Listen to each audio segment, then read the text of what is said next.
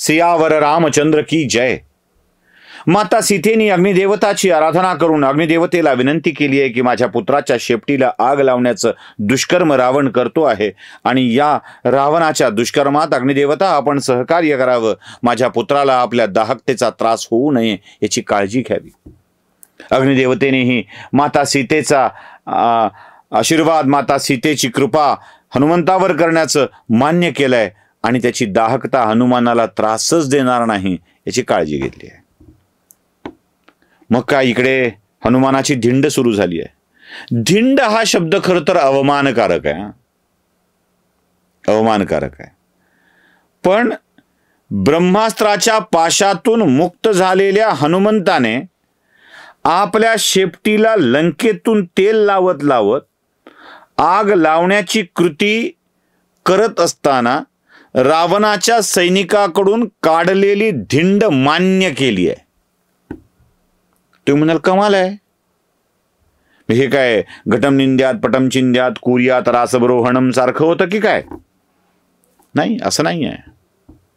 हनुमंतांचे आखाडे वेगळे आहेत. बुद्धिमताम वरिष्ठम उगाच म्हणत नाहीत. कारण हनुमंत लंकेत पोचले. आठवा तो भाग, लंकेची अधिष्ठात्री देवता हिला पराभूत केलं. त्यावेळेला चंद्रोदय झालेला होता, म्हणजे रात्र झालेली होती. हनुमान लंकेत आले त्यावेळेला राक्षसांच्या घोरण्याचे आवाज येत होते. याच्या महालातून त्याच्या महालात सहजपणे प्रवेश करत होते लघुरूप धारण करून. त्यावेळेला ही रात्र होती. या रात्रीत लंकेचं रूप नीट दिसलेलं नव्हतं. आता सीतामातेची भेट झाली आहे. सीतामाता कुठे आहेत ते कळलंय. रावणाच्या शक्तीची जाणीव झालेली आहे. लंकेचं अवलोकन कोण करणार?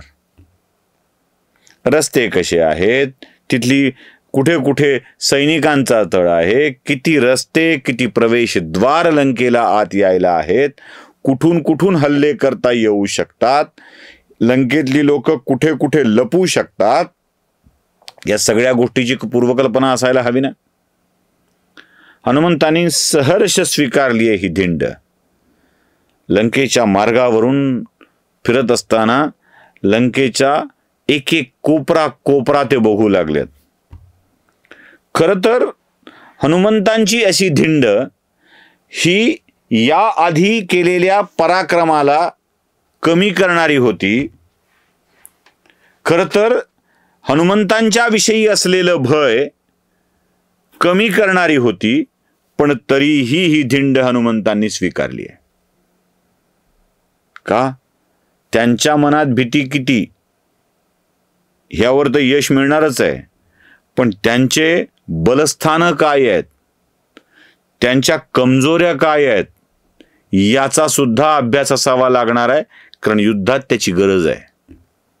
लंकेचा कोपरा ना कोपरा बघायचं ठरवलंय हनुमंतांनी. आणि ते सगळी लोक हनुमंताच्या शेपटीला लावलेल्या चिंध्यांकडं तेलाकडं बघतायत. हनुमंत सगळ्या लंकेकडं बघतायत.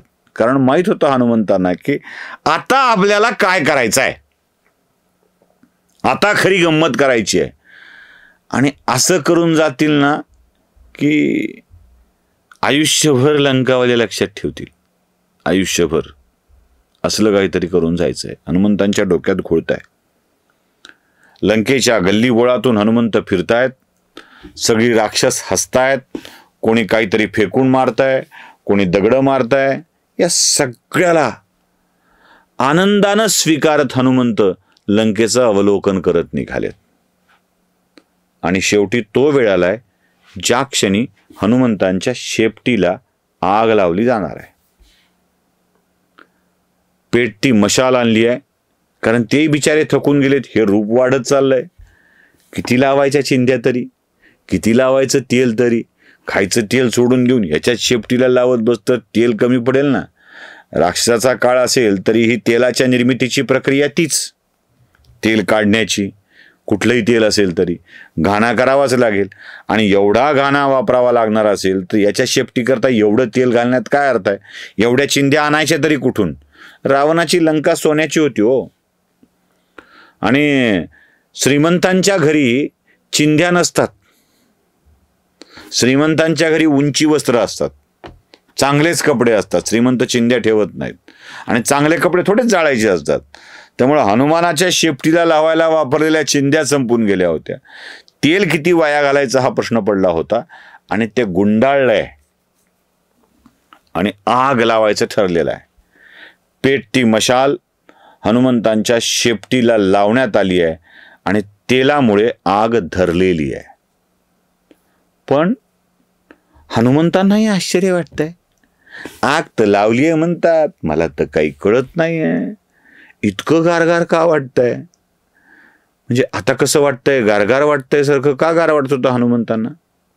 कारण आग लावून सुद्धा कुठे आजळजळ नाही, त्रास होणं नाही, काहीच नाही. आपलं त्यांनीच आपल्या आगीकडं मागं वळून बघितलं, म्हणाले, अग्निदेवता, अहो हे काय थंड थंड का वाटतंय आज? अग्निदेवता म्हणाले असतील, हनुमंता, आदेश रे, आईचा आदेश, तुझ्या आईची काळजी, काळजी किती बघ ना, माझ्या लेकराला थोडीही दाहकता जाणवू देऊ नकोस असा आदेश दिलाय हनुमंता. हनुमंताच्या मन किती भरून आलं असेल. माझी आई माझ्या शेपटीला आग लावते तेव्हा स्वतः आराधना करून अग्निदेवतेला आपल्या समोर उभी करते आणि म्हणते, हे देवते, माझ्या लेकराला जराही दाहकता वाटू देऊ नकोस. आईचं काळीज असतो. लेकरू कितीही त्रासामध्ये असेल तर माझ्या लेकराला त्रास होता कामा नये, ही आईची भावना असते हो. हनुमंताला पाठी शेपटीला लावलेली ती आग अजिबात दाहक वाटत नाही आहे, आणि ती दाहकता न वाटता गार वाटत हनुमंत सहन करत करत ते पुढे निघालेत. उलट लंकेचं अवलोकन अधिक छान पद्धतीनं करू लागलेत. वानराच्या शेपटीला आग लागली आणि आगेनं भडका पकडलाय हे राक्षसांना कळल्याबरोबर त्याला सोडून दिलंय राक्षसांनी, आणि आता हनुमानाला पळून जा असं सांगितलंय. हनुमानाने आता चमत्काराला खरी सुरुवात केली आहे. उडी मारली आहे, आणि त्या प्रहस्ताच्या घरावर पहिली उडी मारली आहे, ज्या प्रहस्तानं हनुमंताला विचारलं होतं, ज्या प्रहस्ताच्या पुत्राला हनुमंतानी मारलं होतं, त्या प्रहस्ताच्या घरावर उडी मारली आहे, आणि त्या प्रहस्ताच्या घरावर आपली शेपटी ठेवून दिली आहे. अग्नीने हनुमंताला त्रास द्यायचं नाही ठरवलं होतं, प्रहस्ताच्या घराला त्रास द्यायचं नाही हे कुठे ठरवलं होतं?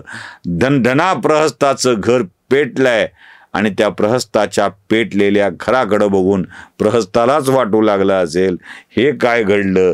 रिकामा ताण. प्रहस्ताचं पेटलेलं घर आता लंकेच्यासाठी वाताहतीचं कारण होणार आहे. कशी पेटणार आहे लंका ते बघूया पुढच्या भागामध्ये. सियावर रामचंद्र की जय.